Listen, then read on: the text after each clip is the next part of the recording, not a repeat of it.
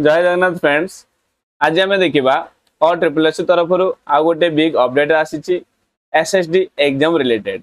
आम देखा SSD रो exam केबे हम या नहीं कि आम कौन करते प्रेडिक्ट करते कारण 4-5 दिन पूर्व गोटे अपडेट आसीला कि केते पिला अप्लाई करछंदी केते पोस्ट थिला ता रिगार्डिंग गोटे अपडेट आसीला।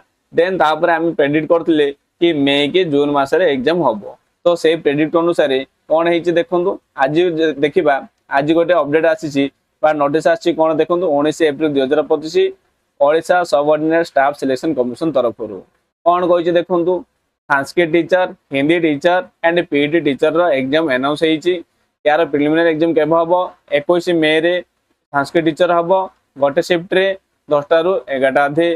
देन हिंदी टीचर 22 मे रे फर्स्ट शिफ्ट रे 10टा रु 11टा अधे। देन पीईटी पिलांगर 22 मे रे ही हबो सेकंड शिफ्ट 3टा रु 4टा अधे हबो। तो यही एग्जाम पूर्व 7 दिन पूर्व कौन हम यार एडमिट कार्ड रिलीज हो तो पढ़ापढ़ी स्टार्ट करूँ जो मैंने जब पढ़ा स्टार्ट कर रिवाइज करूँ। जय जगन्नाथ फ्रेंड।